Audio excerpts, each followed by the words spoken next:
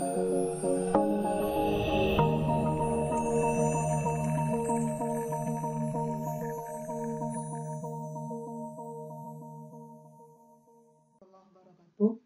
ini adalah pertemuan keempat, dan kali ini kita akan membahas bab 2 khusus untuk tinjauan pustaka. Tinjauan pustaka yang kita buat pada materi hari ini adalah tinjauan pustaka yang merupakan bagian dari bab 2. Sehingga secara garis besar, bab 2 berisi dua bagian besar, yaitu landasan teori yang kita bahas minggu lalu dan tinjauan pustaka. Mari kita bahas hari ini khusus untuk tinjauan pustakanya saja. Tinjauan pustaka atau tinjauan literatur adalah ringkasan komprehensif dari penelitian sebelumnya tentang suatu topik penelitian yang serupa dengan penelitian yang sedang kita lakukan. Literatur review sebaiknya bersumber pada jurnal ilmiah, baik itu jurnal nasional ataupun jurnal nasional yang terakreditasi. Proceeding, baik itu proceeding dari hasil seminar nasional maupun dari seminar internasional. Lalu sumber literatur review juga bisa berasal dari skripsi atau tesis publikasi yang relevan dengan topik penelitian yang kita bahas saat ini. Tinjauan pustaka tersebut harus menjelaskan, merangkum, mengevaluasi secara objektif, dan memperjelas penelitian sebelumnya. Tinjauan tersebut harus memberikan dasar teoritis untuk penelitian dan membantu Anda sebagai peneliti menemukan nilai dan posisi penelitian Anda. Tinjauan pustaka mengakui karya peneliti lain sebelumnya, dan dengan demikian meyakinkan membaca bahwa karya yang Anda buat saat ini adalah karya yang baik. Kemudian, tinjauan pustaka juga merangkum beberapa penelitian yang serupa yang menunjukkan bahwa penulis telah membaca, mengevaluasi, dan mengasimilasi pekerjaan itu ke dalam pekerjaan yang sedang dikerjakannya. Tinjauan pustaka dapat berupa ringkasan sederhana dari sejumlah sumber ilmiah berupa jurnal, proceeding, maupun skripsi atau tesis publikasi. Ringkasan sederhana yang diambil dari sumber ilmiah publikasi tersebut pada akhirnya menjadi penguat mengapa topik penelitian yang kita ambil adalah topik yang penting. Tinjauan pustaka yang baik memperluas alasan di balik pemilihan pertanyaan penelitian tertentu. Penulisan tinjauan pustaka bisa bertujuan untuk, yang pertama, mengidentifikasi cara baru untuk menafsirkan penelitian sebelumnya.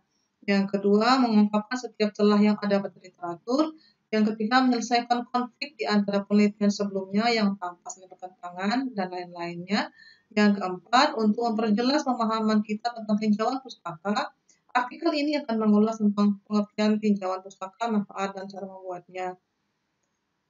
Sehingga tinjauan pustaka atau tinjauan literatur adalah evaluasi kritis dan mendalam dari penelitian sebelumnya, dan tinjauan pustaka menyediakan panduan teknis untuk topik tertentu. Saat peneliti memiliki waktu yang terbatas untuk melakukan penelitian, maka tinjauan literatur dapat memberikan gambaran umum atau tindakan yang dapat dilakukan sebagai batu loncatan dalam langkah-langkah penelitian. Bagi para profesional, tinjauan pustaka adalah laporan yang berguna untuk memperbarui informasi terkini sesuai bidang mereka. Bagi para sarjana, kedalaman dan luasnya tinjauan pustaka menekankan kredibilitas penulis bidangnya. Tinjauan pustaka memberikan latar belakang yang kuat untuk penyelidikan makalah penelitian. Kemudian, pengetahuan yang komprehensif tentang literatur lapangan sangat penting untuk sebagian besar makalah penelitian, sehingga fitur analisis dari tinjauan pustaka dapat berupa interpretasi baru dari materi yang lama, lalu melacak perkembangan intelektual bidang tersebut yang mungkin muncul. Yang ketiga, sebaiknya Anda evaluasi sumber-sumber tinjauan pustaka yang dipakai, sehingga carilah yang relevan dengan penelitian Anda. Yang keempat, Anda diminta membuat kesimpulan tinjauan literatur, sehingga dari semua hasil penelitian terdahulu yang Anda baca, nanti Anda akan buat kesimpulannya, apa yang menjadi benang merah di antara semua penelitian yang Anda buat tersebut. Tinjauan pustaka memiliki beberapa tujuan utama. Yang pertama adalah tujuannya menginformasikan kepada pembaca hasil penelitian lain yang berkaitan erat dengan penelitian yang Anda lakukan saat ini. Misalnya, jika Anda saat ini sedang membuat penelitian berbasis web misalnya untuk mendukung katakanlah mendukung penjualan tunai misalnya, maka Anda harus mencari penelitian-penelitian lain yang juga membahas sistem berbasis web untuk mendukung penjualan tunai, sehingga yang Anda pilih untuk menjadi sumber pustaka di tinjauan pustaka dengan yang Anda buat sebagai materi pokok penelitian Anda adalah saling berkaitan.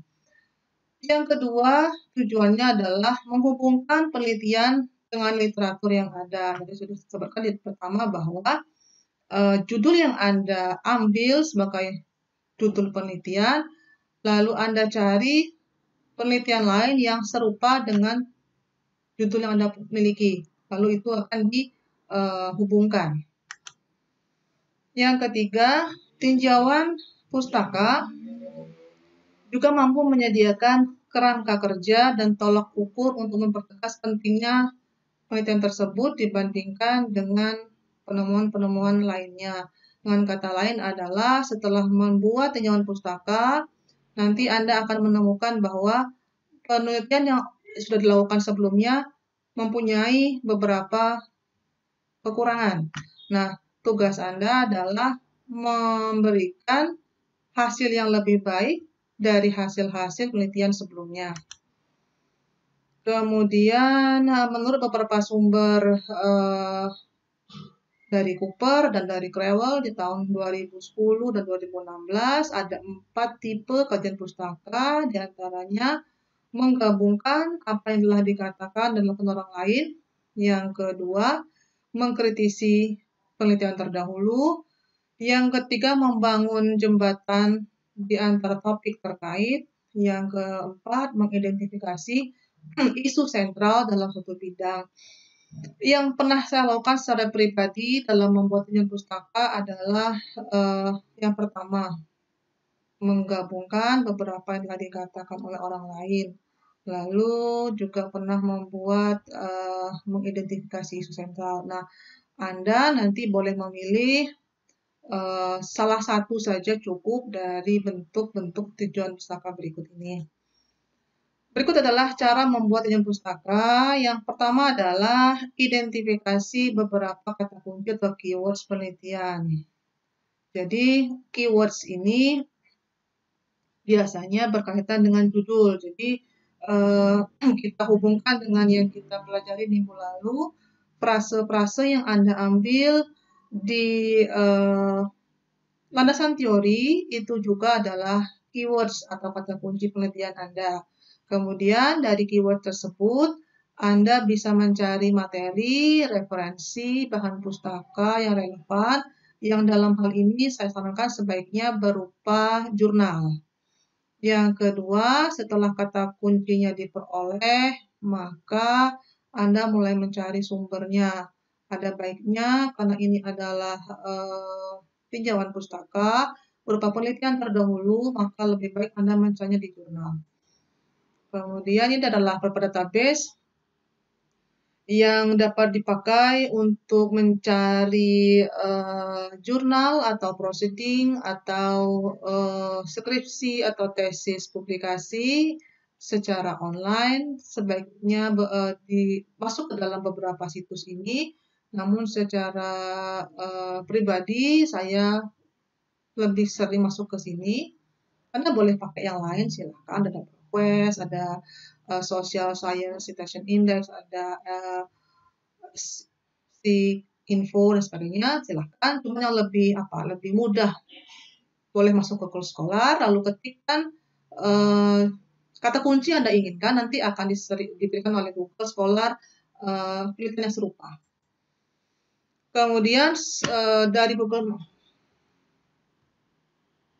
Kemudian setelah masuk ke Google Scholar misalnya, Anda cari, ini relatif ya, anggaplah misalnya 50 sumber pustaka ilmiah yang relevan dengan topik penelitian Anda.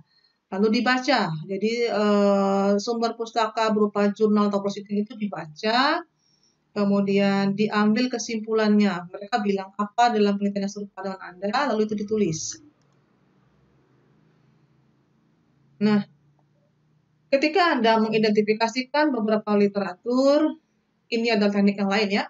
Anda boleh merancang peta literaturnya, kemudian dari peta itu berupa gambar visual yang akan mengelompokkan beberapa literatur dengan topik penelitian yang sama. Sebenarnya ini opsional saja, boleh dapat boleh tidak. Peta ini bertujuan untuk mempermudah pengelompokan hasil pencarian Anda tadi. Jadi kalau dapat 50, nah nanti Anda boleh kelompok-kelompokkan. 50 itu mau digabungkan ke beberapa sub lagi silahkan. Misalnya 50 itu setelah dibaca, oh ada 10 yang bahas masalah penjualan. Lalu ada 10 yang membahas penjualan berbasis web misalnya. Jadi ada pengelompokan. Jika Anda mau membuat seperti itu silahkan. Itu namanya adalah literatur map. Dan itu akan memudahkan Anda untuk menampilkan kontribusi pada literatur pustaka Anda.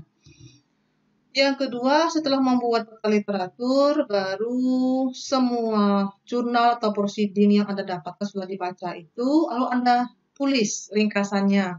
Jadi jika Anda punya 50 misalnya, 50 jurnal yang Anda download, lalu Anda baca, kemudian tiap jurnal itu Anda buat ringkasannya. Jadi jurnal yang pertama itu bilang apa, kesimpulannya ditulis dengan kata-kata sendiri atau parafrase ya. Lalu jurnal yang kedua kesimpulannya apa ditulis. Jadi tugas Anda adalah mengumpulkan apa-apa saja kesimpulan hasil penelitian orang lain yang relevan atau yang serupa dengan penelitian Anda. Kemudian setelah membuat ringkasan dari beberapa literatur yang Anda peroleh, maka baru kita buat tinjauan pustakanya dengan menyusun secara teoritis atau berdasarkan konsep pentingnya.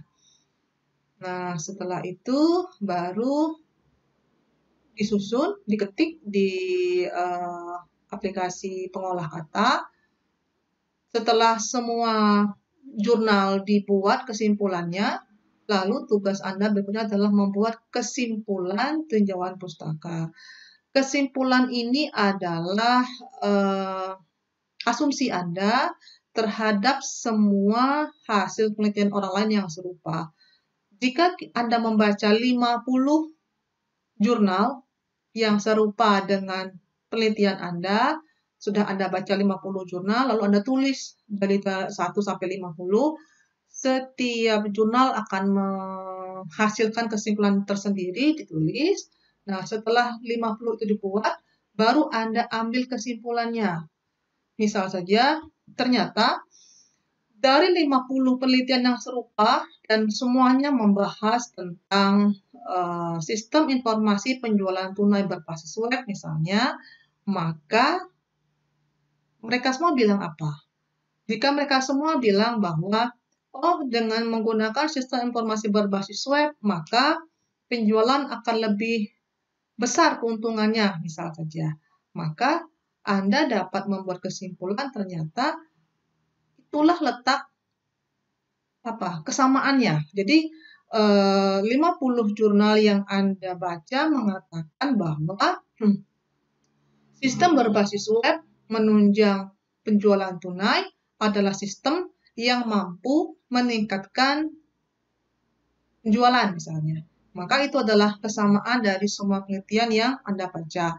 Nah, setelah Anda mendapatkan kesamaan dari semua penelitian Anda baca, maka Anda boleh menambahkan pembaruan sendiri. Kalau dari 50 penelitian mengatakan bahwa penjualan tunai berbasis web itu menambah keuntungan, maka Anda boleh menambahkan hal yang baru. Misalnya, Anda boleh saja menambahkan di penelitian Anda bahwa Anda akan merancang, karena berupa ya, maka akan disebutnya, akan merancang sistem informasi berbasis web untuk mendukung penjualan tunai, selain untuk meningkatkan penjualan, juga untuk misalnya menambah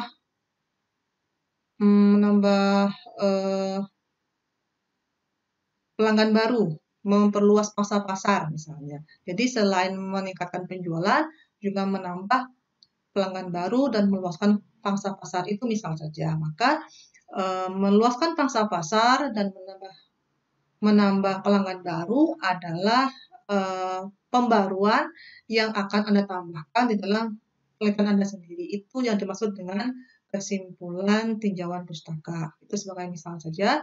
Nanti Anda boleh baca contoh dan boleh ambil benang merahnya di sana ya. Dan contohnya saya ambil dari salah satu skripsi mahasiswa tahun lalu. Ini contohnya. Jadi contoh ini dengan contoh bab 1 minggu lalu tidak berkaitan ya, agar tidak terpaku. Ini contoh saja, nggak sama, nggak apa-apa. Contoh untuk bab 2-nya saya ambil dengan judul ini. Sistem informasi pengelolaan biaya operasional sekolah atau BOS menggunakan metode Object Oriented Assessment Design atau OAD berbasis web di SD Negeri 5 Puding Besar.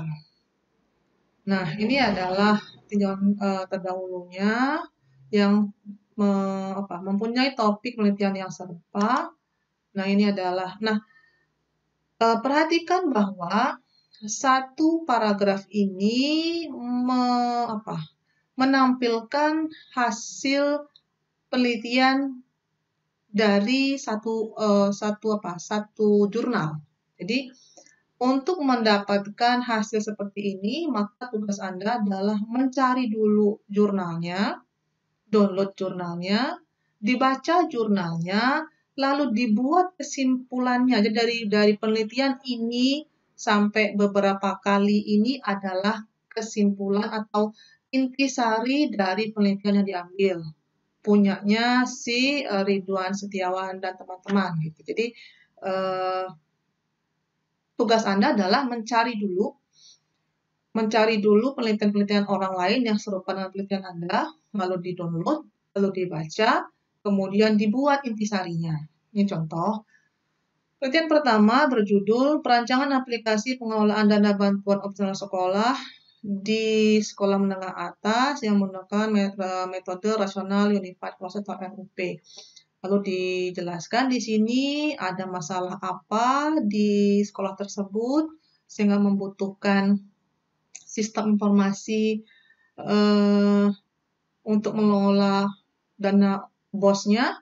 Kemudian ini adalah yang saya buat merah ini adalah ini masalahnya dan ini adalah solusinya dari penelitian yang pertama. Jadi Anda akan buat seperti ini juga untuk tiap penelitian yang Anda ambil sebagai literatur review. Ini yang kedua. Penelitian yang kedua, perancangan sistem informasi penggunaan biaya bantuan operasional sekolah dengan metode berorientasi objek dibuat oleh si Hendri Rasminto dan Arsito Adi Kuncoro dan Budi Santoso. Dari mana nanti Anda lihat sumbernya. Kemudian sama yang saya beri merah ini adalah ini masalahnya dan ini adalah solusinya. Nah, perhatikan bahwa 7 ini, kenapa 7? Jadi ini menyambung dari landasan teori. Jadi ini adalah sambungan dari landasan teori. Jadi asumsikan bahwa sudah ada 6 sumber terdahulu yang dipakai pada landasan teori, sehingga ini nyambung dari sebelumnya. Jadi sudah ada 6 dulu sebelumnya, ini adalah yang ke-7. Ini yang ke-8, gitu ya. Sudah saya berikan. Nah, nanti untuk tugas, saya minta Anda, masing-masing mahasiswanya, membuat tinjauan pustaka seperti ini dengan sumber literatur review dari jurnal atau dari proceeding, itu minimal 5 jurnal.